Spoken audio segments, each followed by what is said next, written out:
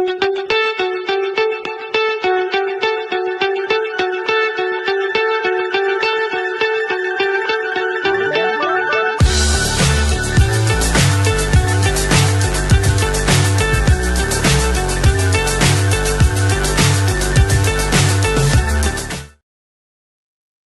welcome everyone to Living with Intention Live. I am April Wyatt, your host, and I'm so glad that you're here, that you chose to stop in because our conversation is going to open up different perspectives.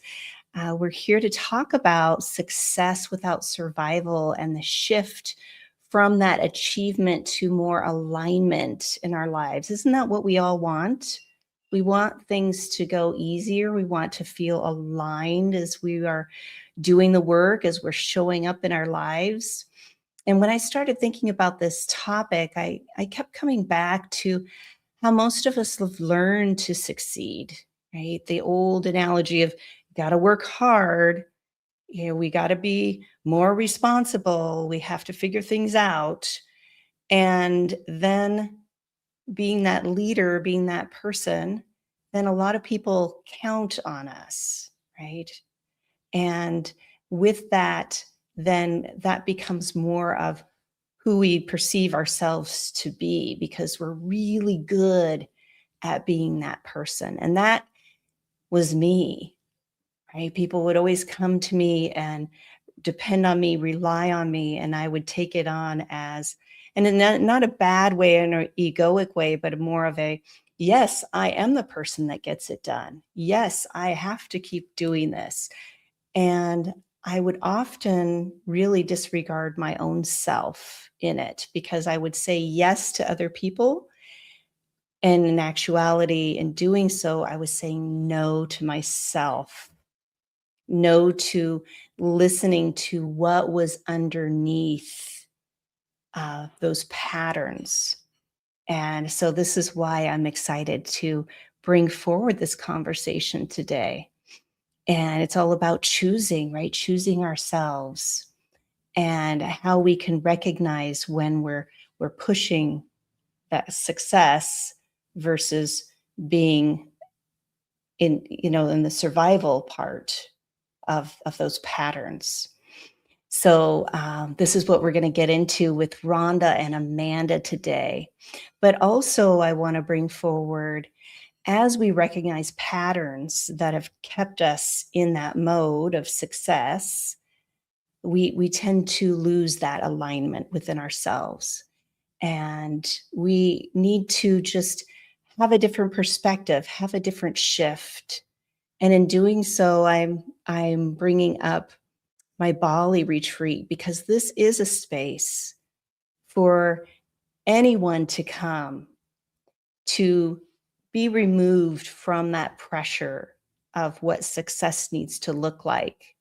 It's more about leaning in and acknowledging all of us and who we are as we're showing up. So we do that through different styles of connecting back somatically to our bodies because we are genuinely in our minds a lot, thinking about what we need to do next. And that takes us out of alignment of who we truly are. And so when we're in this space, you can lean in and listen a little bit more. We do that through movement meditation. So you're not sitting still and everything's quiet for hours. It's movement with music and with breath work. We also do incorporate the biodynamic breath work, which I am certified in. And that also eases the nervous system. So we're not holding all of that, of the doing, of having to do all the time, that constant hum that we experience. And also part of this experience is giving you a break in the middle of the day for that nervous system regulation. So you have a spa service. You can float on the northern shore of Bali in the ocean. It is a beautiful space, as you can see in these images here. And also we incorporate cultural experiences. as I say to myself, well, if I'm going all the way to Bali, I want to see the people. I want to have experiences there. So we go to an ancient temple, we go to waterfalls, and also visit a local children's dance school. So if that's something that you're curious about, and I say, if you can see yourself in Bali, you're halfway there. So we're 2 months out. I do have just a few spots left.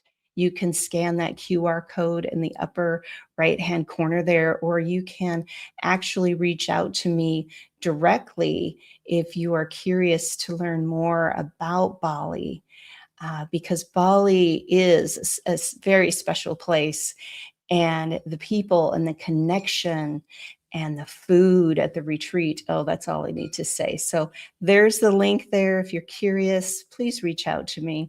And that's what I'm all about. I'm all about living with intention and creating this community of support and through to what their values are. And I could see how they aligned. And this is how they're here with me today. So thank you, Mike, for everything that you do for us and the hounds. If anybody's curious about that, you can scan the QR code. There's also a hotline happening this Wednesday evening. So look that up on Mike's feed and you can find that there. And then this is also about people, right? People come together and they learn about each other. And that's the beauty of imammagazine.com.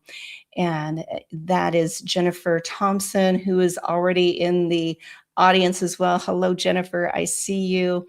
And she and her sister, Yarita, have developed this amazing magazine that has both a women's and men's edition. And they share people's stories and insights to really make an impact around the globe. This is an international magazine.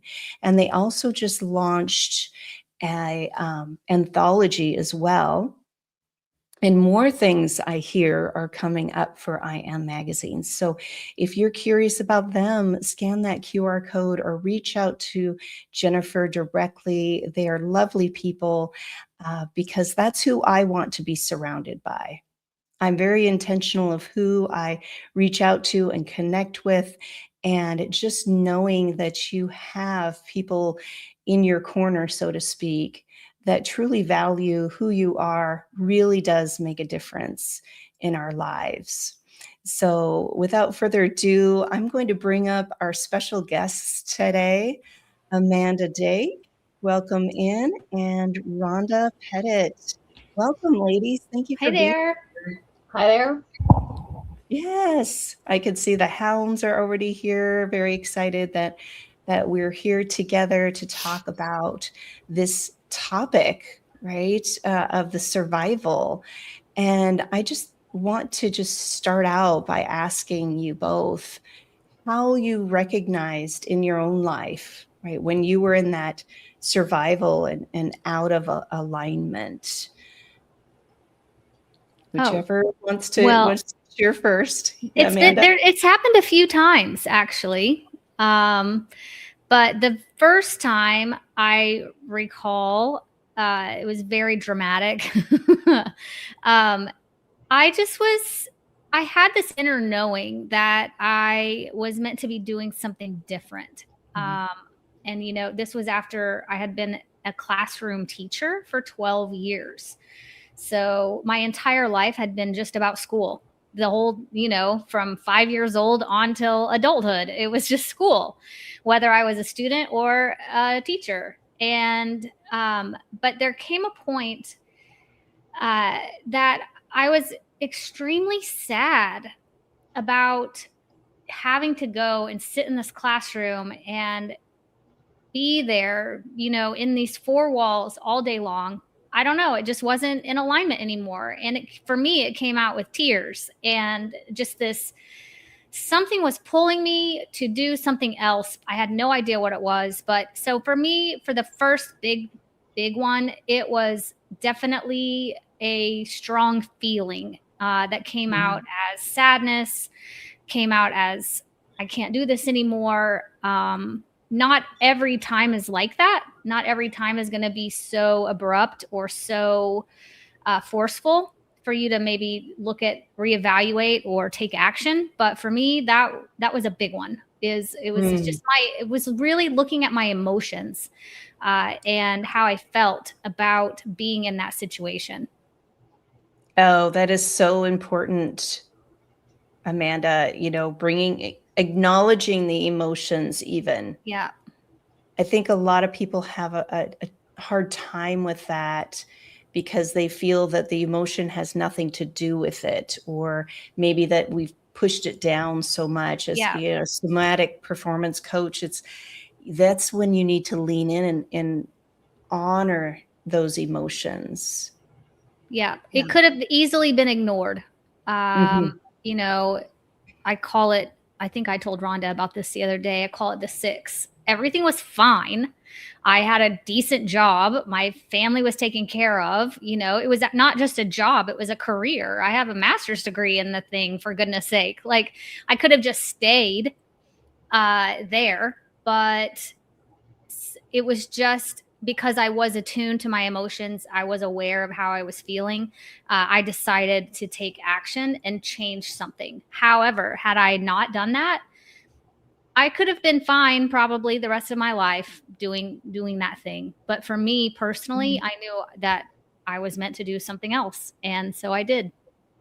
I'm so grateful that you did lean in and listen, even though it is kind of scary at Mhm. first to acknowledge those emotions. Yes. How about you, Rhonda? When did you recognize that you were shifting from that survival to more of an aligned space in your career or in life? I would agree with Amanda that transformation is continually happening. So, my first awakening to what I call the performance trap was when I was 40 years old and I was just doing Superwoman. And I know what I was getting from it. I was getting a lot of attention. I was the woman that worked, full time, brought home the bacon and made sure that the cupcakes showed up for the kids on, their events and things like that. But my marriage, I had a contrast, and had met someone as a friend and realized that, wow, this is not what I have in my marriage at home. And I think, unfortunately, what I know today, I didn't know I didn't know when I was 40, 20 years ago, as to root cause. But I ended up going to a therapist and found out that I was in a codependent relationship, and I didn't even know what that word meant. So, Mhm. but similar to what Amanda was talking about, I think you can feel when you're not aligned, you can feel when you're being drained. You certainly, in those cases, often, especially women, I think we probably suppress a lot of our emotions. And I'm sure men do too. I guess I'm not going to generalize because I don't want to do that. But the feeling, I think the emotions are your guidance system. Mm. That the fact that we don't necessarily always go get an education around what to do with them is an interesting concept, right? Because you don't know what to do with them, so you think that they might be bad, and so you shove them under the rug. And then for me, one day, it was like the volcano just blew, and I just made a decision immediately. This is not working. I'm not waking up at 50 in this thing, and I'm out. And left a job, left the marriage, and just left. But today, I know what started to rip that relationship apart over an 11-year period, and it's what I call the performance trap, which I'm sure we'll be able to unpack.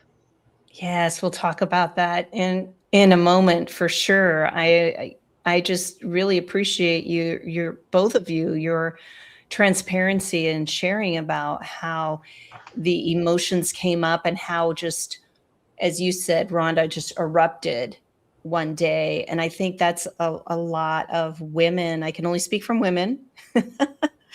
That's what happens. We hold and we hold and we hold and still try to, I say, spin the plates. Like we have 5 plates spinning, and afraid that if we relax, if we just let go a little bit, that something will fall, something will break.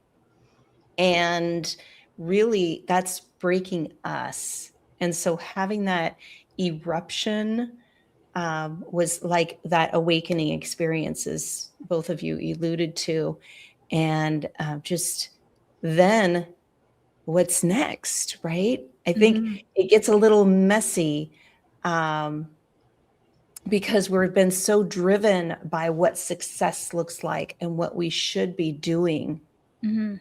So, how would you give some tips or walk somebody through who's listening right now when they are feeling that I can't, I got to hold everything together. I can't let it go. Or they have experienced that awakening and now they're like, what now type of thing. What words of advice do you have, or what do you walk your clients through? And we'll start with Amanda. I think it's important to iterate that just because you're having some of these out of alignment feelings or this knowing that you're maybe should be doing something else, you don't, the natural default does not have to be to blow it up. You do not have to quit your job. You do not have to leave your spouse or partner. You do not have to move states. You do not have to cut your hair, like whatever the thing is. You don't have to go from one extreme to the other. So that was what I did once, maybe more than once. And that's what Rhonda was describing. But I guarantee you, there are other times in my own experience and probably in yours as well, that it's just been like, I am just feeling less fulfilled. And maybe I need to start going on my walks again. Maybe I need to get around some of my friends again. Maybe I need to stop watching the news. I mean, there's all kinds of things that you can do in small increments to get back into yourself and find your alignment again, because life moves really fast. Yes, we all, men and women, have multiple things we are dealing with at all times. And sometimes we may just get a little bit lost in that. And so the answer doesn't always have to be just abruptly changing everything. Sometimes it is just as simple as, let's eat a salad today and see how we feel, get nutrition back on track, get something that makes you happy. So I'm not sure if that answers your question, but I just think doing whatever decision you make is very personal. And just because some people deal with their, changes in one way doesn't mean that's the only way. And just as alignment is important to notice when you are in it, it's also important to be aligned when you're making those decisions and do them your way and in your what makes you comfortable and what makes you happy and what makes you satisfied and feeling more aligned. It's not always the same for everyone. Exactly. Yes. We're not trying to fit a square peg in a round hole here. It really is leaning in and listening. What feels easy right now? That's what I suggest. And even for myself, what feels easy? It might not be something huge, but something that is tangible that you can move towards. Yes, Rhonda, how about you? What words of advice do you have for listeners or viewers that are experiencing that shifting out of that survival mode and maybe feeling like it's kind of a little messy right now? Well, I would say that what I've discovered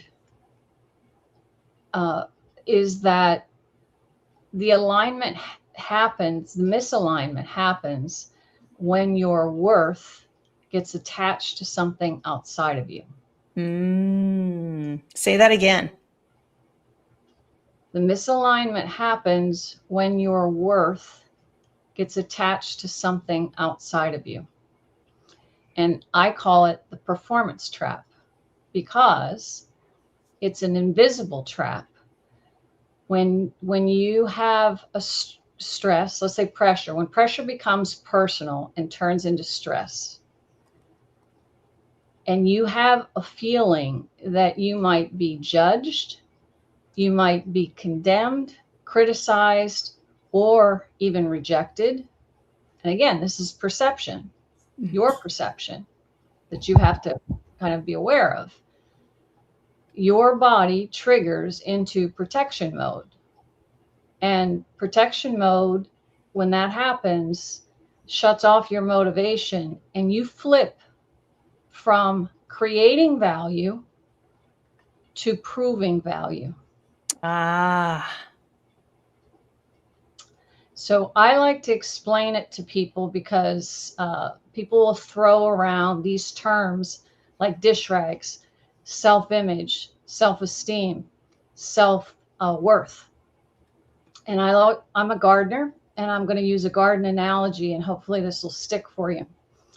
Your self-worth is like the soil, and you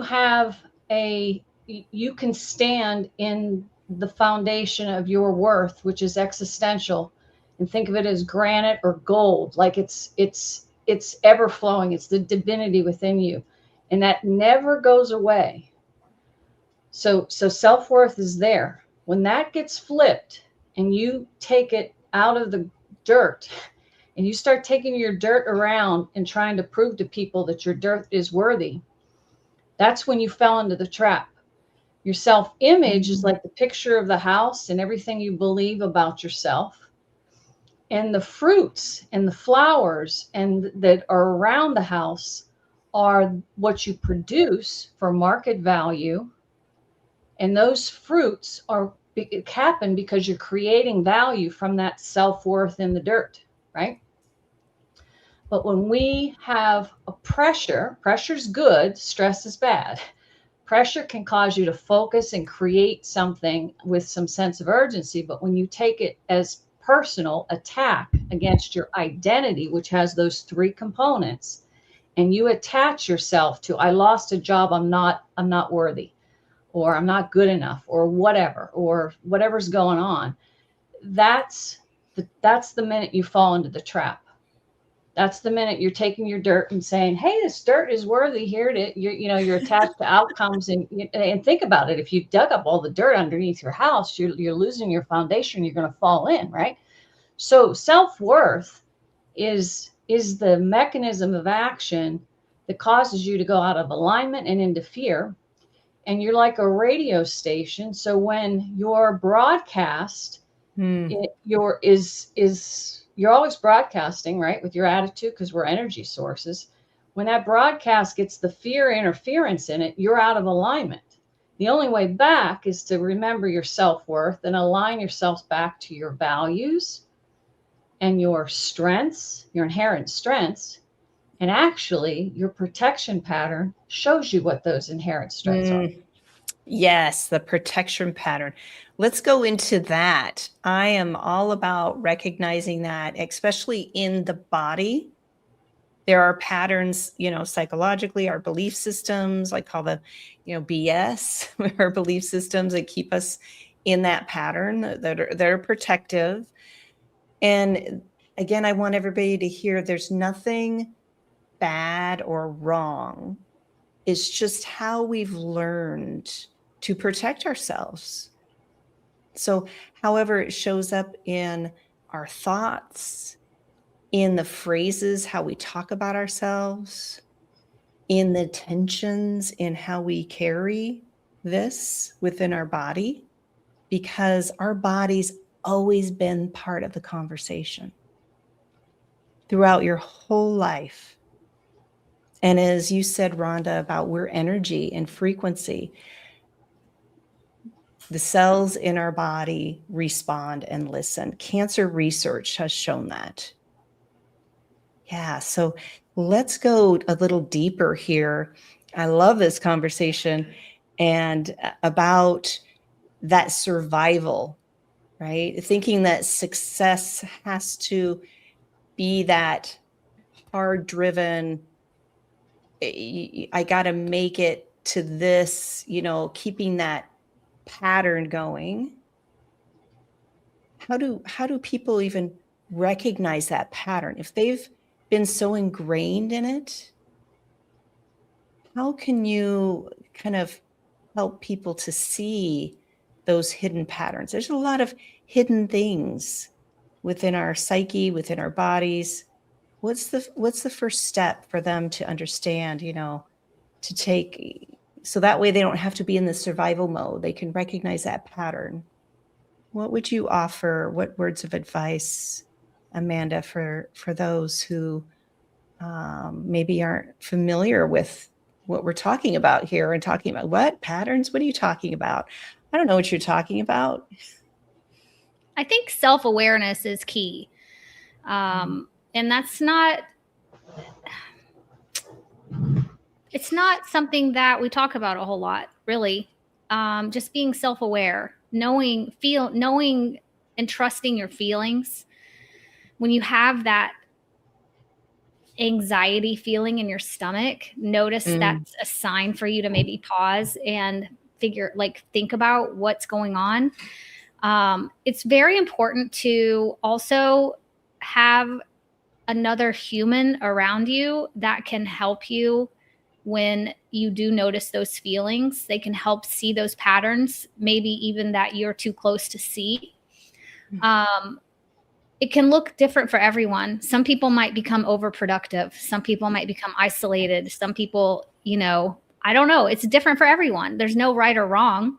But having a trusted advisor, a counselor, a therapist, a friend, anyone that you can talk to when those feelings kind of come up, it's so important.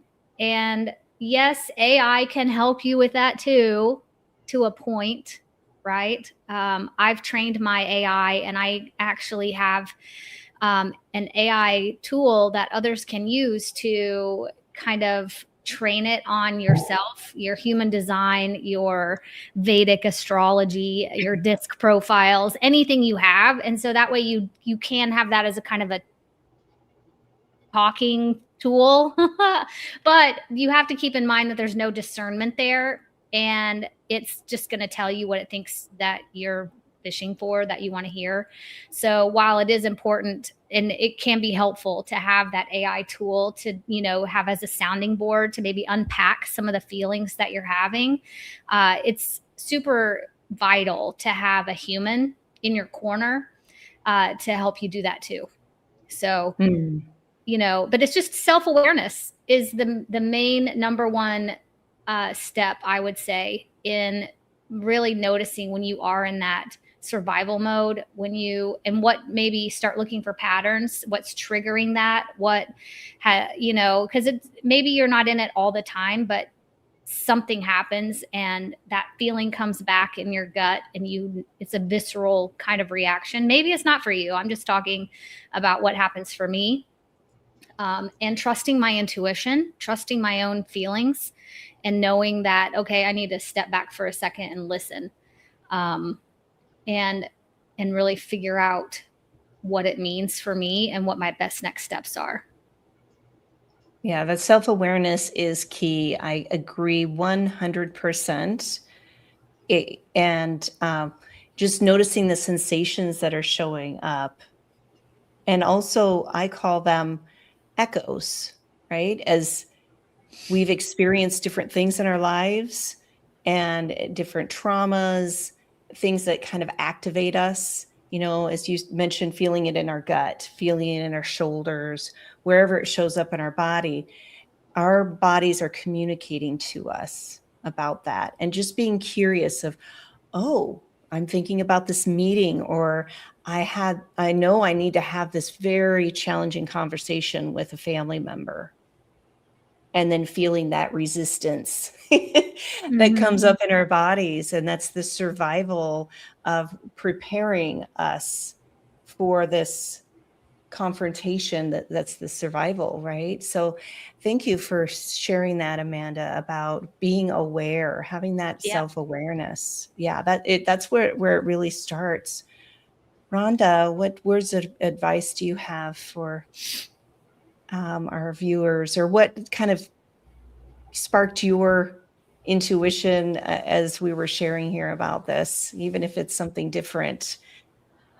Well, the patterns, recognizing the patterns, like, it's something that it took me 20 years after that first experience to actually see, and also find gold in it, that my strengths were tucked in those patterns. And I'm writing a book right now about this topic, and there's 4 patterns that are fairly easy to recognize which one you default to. I believe we go through them all. And when I went to coaching school, they talked about this, but there's fight, flight, freeze, which Amanda mentioned, and fawn. Mm-hmm. And so depending upon,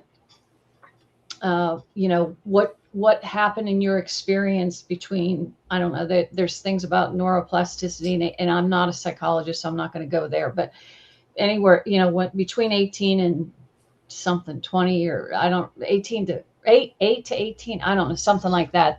There are certain things we learn based upon our conditioning as to what's safe and what's not. Yes. And those cause triggers, or we all have an emotional alarm clock, I call it, inside. And to Amanda's point, it's extremely important that all of us as adults understand, when is my alarm clock going off? When am I getting triggered, stressed? When do I have that feeling, and where is it in my body? Because your body will know it before you can even think it. So, if you start associating the trigger in the body, then you can start putting the connections together. But those 4 patterns, I did a lot of work to try to articulate it into a simple chart. And so later on at Amanda, I'll show you how, if you want to look at that, you could probably use that maybe as a handy tool. But those 4 patterns or things that human beings, it's basic human dynamics. There's nothing to be ashamed about. It's just how you're wired. So you're going to do one of those 4 things. And whether that's appeasing people, and it's all called reaction instead of creation. So remember when I was telling you about proving value? When you're improving value, you're reacting. And when you're at your homeostasis, right, you're creating. And you're connecting. And that's the natural you. But when the fear comes in and you think you're being judged, criticized, could be condemned or whatever, the basic, what was that map of Freud or something, safety and self, gets triggered. It's identity threat. So shields are up. Like, right, let's put on the mask and we're going to put the performance, we're going to do the performance trap, and we're going to be and we're distancing people with our mask, and we try to perform so nobody notices, to gain, approval or whatever it is that we're doing, because we're in proving mode. Yes, I love that you literally brought up a mask, Rhonda. It's true. It's true. And that's part of the protection. And yes, to add to that sympathetic nervous system, that's hardwired in our brain. So things can happen so quickly. And then we step back afterwards and we're like, why did I say that? Or why did I behave that way? Or why didn't I speak up and say something? Because we're either frozen or we left because it didn't feel safe. If that's the flight. The fight is to, kind of come back and deflect what other people are saying. And then the fawn, like you said, is to appease other people, so that way we feel safe. And I can raise my hand to all of those. It just depends on the situation. Right. But what was hardwired or ingrained in me was the fawning. I wanted to feel safe, so I appeased my parents. If I'm the good girl, if I did all my chores, if I kept the house clean, if I got good grades, if I did all this stuff, then I'll earn the love that I was seeking, that I wanted so desperately. And now through the opening, the understanding of these patterns, I can see it when it comes up. I can feel it in my body and say, oh, that's that old pattern. Is this true right now? And most likely no, because it's moving from an old pattern, an old belief system. And then I can choose the direction, which way to shift from that space. And that's the only way we can do it, is through experience, because we can read, we can watch YouTube videos, but until we really have an experience of pausing, feeling that it is a wonkiness, it is a little uncomfortable to sit with those feelings, those sensations, emotions, but recognizing them as that.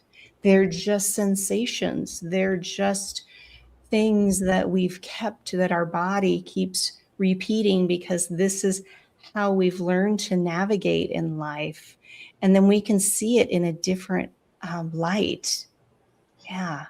Yeah, I think one of the things that Amanda talked about, with self-awareness is so key, because awareness gives you choice. So if you can become aware of those feelings that you're having, and if you can start becoming more of an observer, as opposed to thinking you are your mind and your thoughts, or you are your emotions, you're not, and get into your consciousness, which is the observer in you, like you're watching a movie, like, oh, that was interesting. Oh, I felt that emotion come up, or where'd that thought come from? That's not mine. And out, and when you get in that mode and you're in the present, now that's where the magic happens. That's where the drama leaves. That's where you can get realigned, when you're sitting right in the present, because that's where your power is. And now is all there is. Yes, it is. And we can speak that from experience. And so, Amanda, I'm curious what you have to share about, what about somebody who's looking and kind of curious about this, but really haven't experienced it? I know you said the awareness, to bring awareness in, but what else could they do, like a science experiment kind of thing? What can they do to get them into more of the alignment space, as we're talking about, shifting from that achievement to alignment? Well, I mean, it's very different for every person, really. I also want to bring up, I am a self-proclaimed fawn person. So, but if you are also a fawn, meaning you are a people pleaser, I think there's a difference between doing things just to be approved and liked and loved or whatever, and truly being a caring person. So I think there's a balance between being the fawn, and then like inherently, I am a giver. I am a nurturer. And many, I'll say for women, especially if you're a mother, that's sometimes is just your natural default, is just to be that giving, loving person. So don't think of like, oh gosh, I can't do that anymore because I don't want to be a fawn. No, still be you, but notice when you're doing it out of your own love and caring and nurturing, versus you're expecting to get a response back of approval or whatever. But alignment is so personal. And what is an alignment for me is not necessarily what's in alignment for someone else. Great example of that is I have a younger sister. We're 2 years apart. We were raised exactly the same way. We went to exactly the same schools, and we are completely different. What is in alignment for her is not what's in alignment for me. We're just so different. And so notice that just because the crowd is going one way doesn't mean that it's bad for you to go another. So you can carve your own path. But for the alignment piece, I think just it's just so personal. I don't even have an answer for it. It's just some people love to run marathons. And that is not in alignment for me. Like, I just, you know what I mean? It's so personal. But having someone to talk to, reading, I posted a book while Rhonda was speaking, The Untethered Soul. You guys may have already read that. It goes back to what Rhonda was saying, is being the observer of your, yeah. I listened to it on audio. It's actually very good on audiobook too.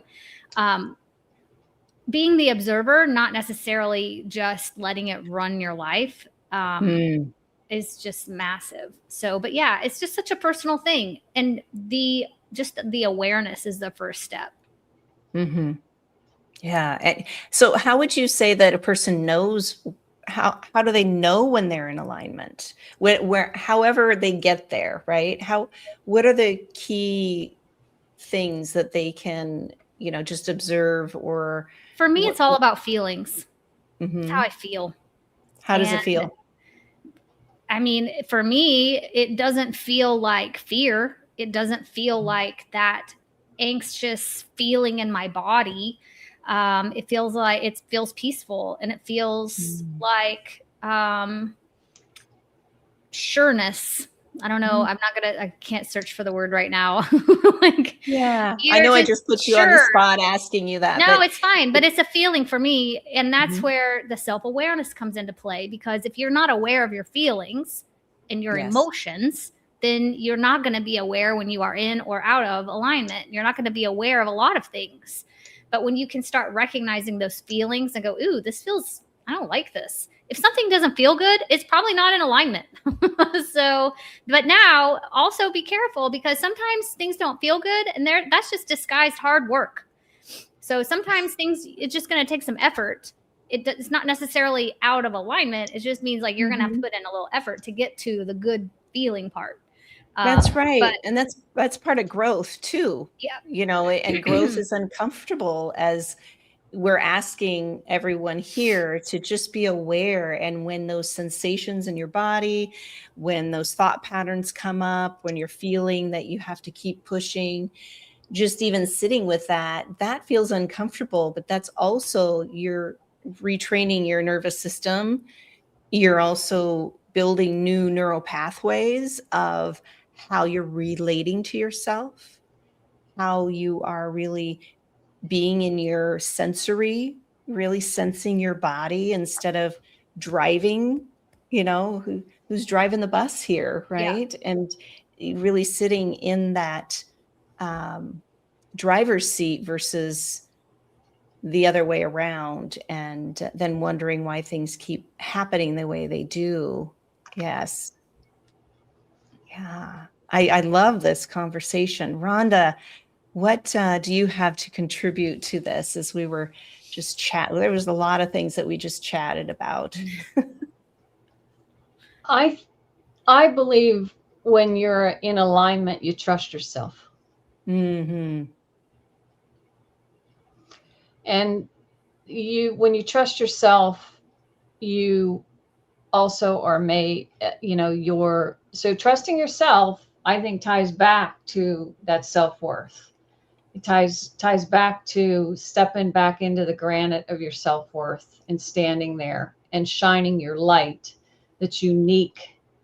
And, we're all saying, we can't give anybody a map because everybody's got a unique gift from God, right? So depending on your situations, you may do any of those protection patterns. It's up to you to recognize them, and then also discern your strengths, and then stand in that and know that you have this it's like it says in the Bible, it's like the water that's just going to keep coming up as long as you're pumping, to create value. And you're thinking, if you think about what gives you fulfillment, it's connection. It's when you are creating, and it's when you're contributing. So if you're a producer and you're producing value for others with your self-esteem, and you're standing in your strengths, and you trust yourself, and you're aligned with your values, and the people around you that you surround yourself all, contribute to that, because there's stress influencers, right? You can be influenced by your environment. You can be influenced by your body and your health. You can be Mhm. influenced by, the people that you hang around with, the energies that you're around. You're like a plant, right? You're going to either thrive in the energy you're around or you're not. So, being conscious of all these things is your responsibility. But if if you really want to be aligned and you want to be at peace, you have to take radical responsibility for yourself. Yeah, Mm. but if you Yes. if you do that, you're going to be free, because otherwise you're stuck in a prison that you don't even know you're in if you haven't, taken any time to think about that. And I think the world is waking up enough that that it's time. I mean, it's not hunky dory or weirdo science to think about like self-awareness. It's a concept. It's out there. And if we're going to lead others, we also have to understand that this protection pattern that we're in, if we don't wake up, you're creating that environment for people that are around you. Hmm. Think about that. Right? So if you get it together and you become more confident and trust yourself and stand in that, especially if you're a leader, that's the energy you're giving to your team. But if you're stuck in in a protection pattern, what I see happen is it can go the other way, because in organizations you can have two protection patterns that enable each other, and you can start building this codependency where nobody's owning it. There's no autonomy.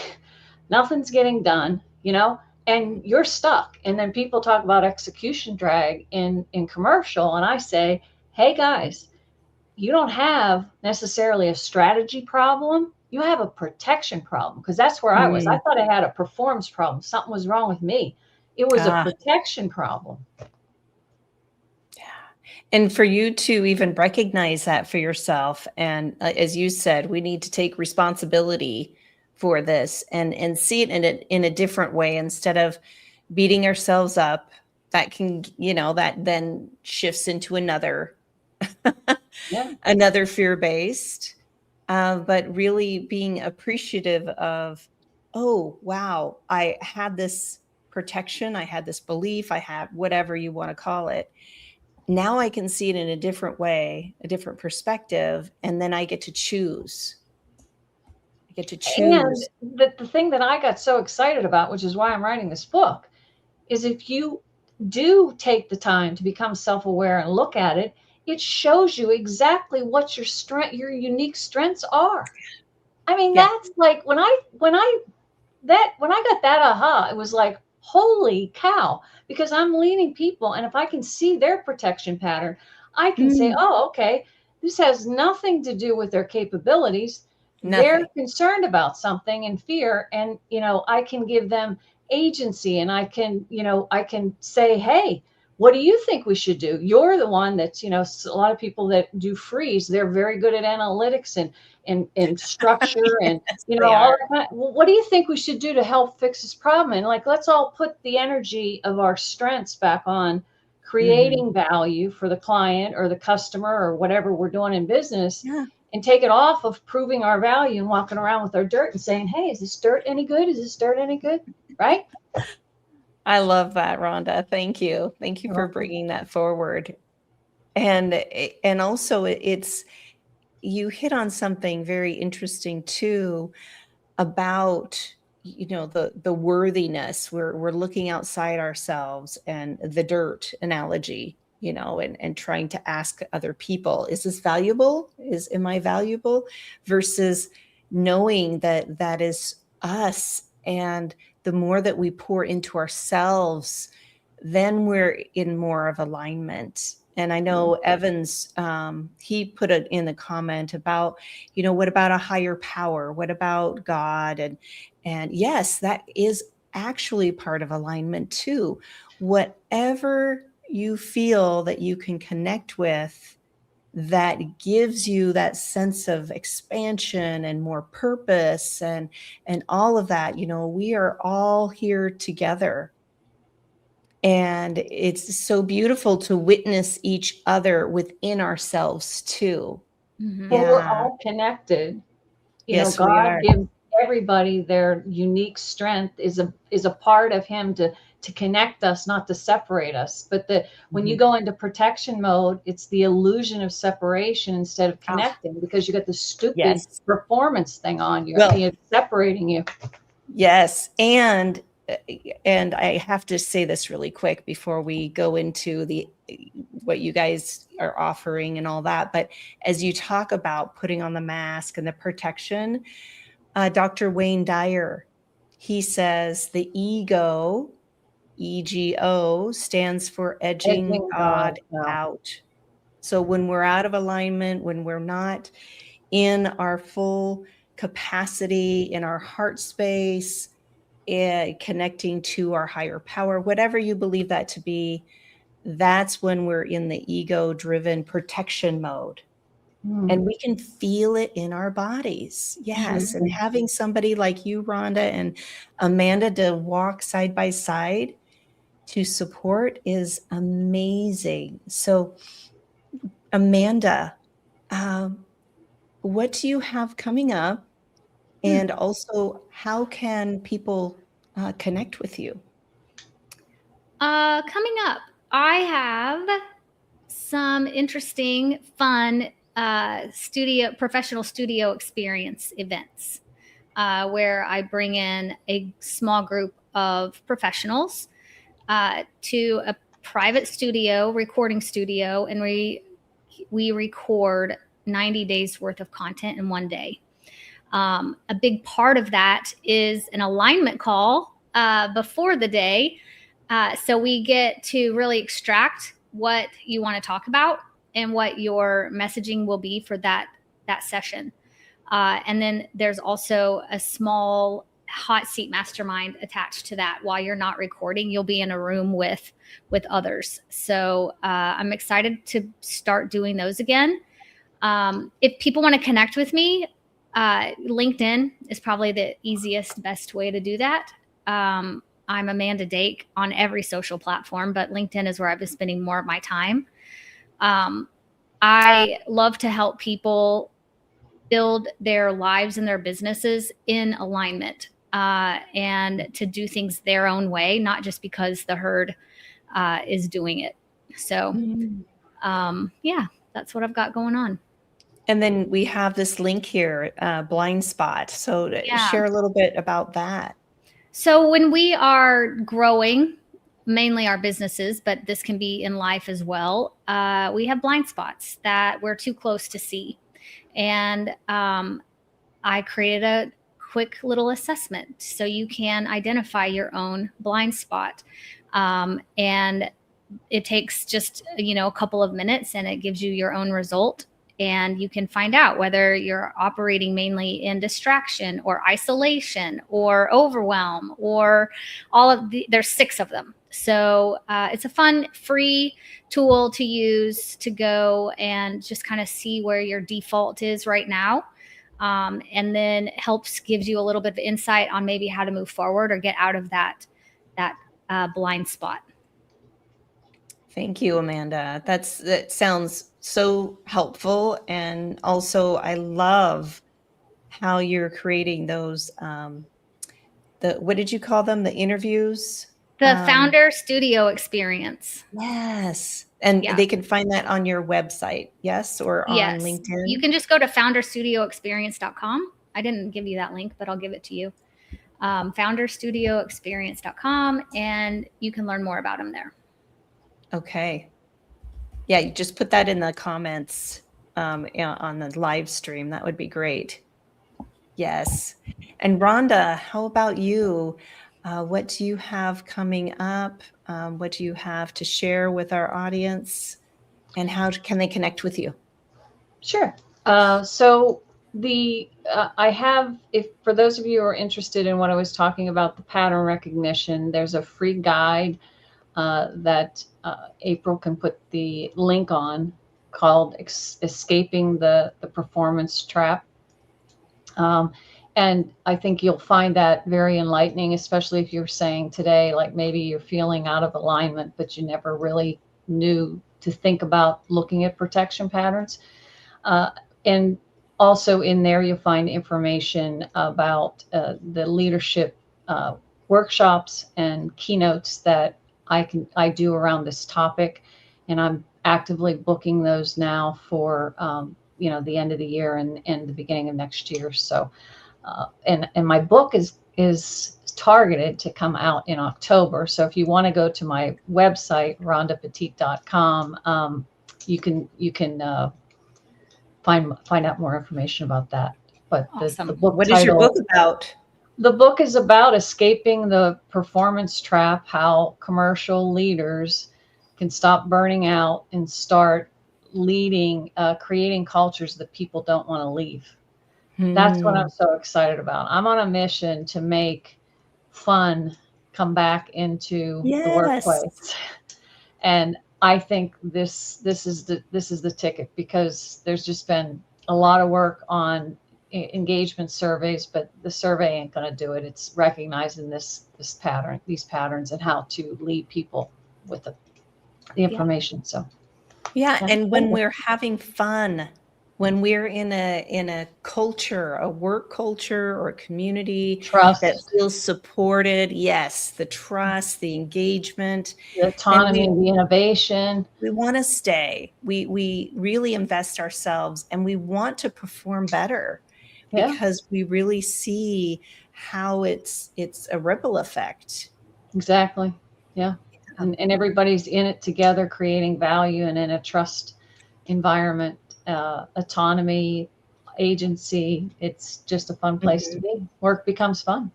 That's right. And it's leaving that you can be successful without the survival. Yes. Right. Even in the high stakes, because I said, pressure is good. It's stress that becomes personal with pressure that causes the protection patterns to come in. Yes. Yes. So any last words of advice for our listeners about our topic today? Any takeaway that you would like to share with them? I have one. Okay. I wrote it down so I wouldn't forget. You can have two. Okay. Alignment is not about making everything feel good, but it is about bringing your internal state, your identity, your values, and your actions into coherence. Very nice. Thank you. Amanda, do you have any last words to share? Gosh, put me on the spot. I don't know. We've talked about a lot of different things here today. I think, just Evans just said this too. Self-awareness. I'm just going to close with that. Just becoming more self-aware of your own emotions, your own feelings. Not necessarily having a solution right away. It's okay. Just start with the awareness piece. It is so true. And thank you, Evans, for chiming in, and all those that came in today, Eco Sam and Mike and the other hounds that unfortunately this doesn't stream well. Sometimes StreamYard has hiccups and I can't see all the comments. So, and thank you, Jennifer Thompson, for being here, and Lisa Fevick also, I saw her as well here. And this is what it's all about. It's about just having this capacity for trust, for that trust in ourselves, having that awareness, and then just finding a space that's a little easier. And then you can shift it just a little bit and bring more alignment into your space, into your body. As a somatic performance coach, just move your body, get out in nature, take a breath, do some side bends even at your desk. You're still moving that energy, as we're talking about.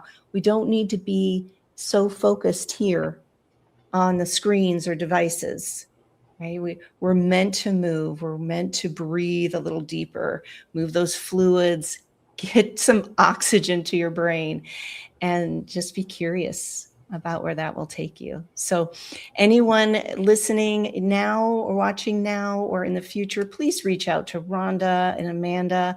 They are here for you. They would love to support you. And until next time, my friends, be well. Thank you. Bye-bye.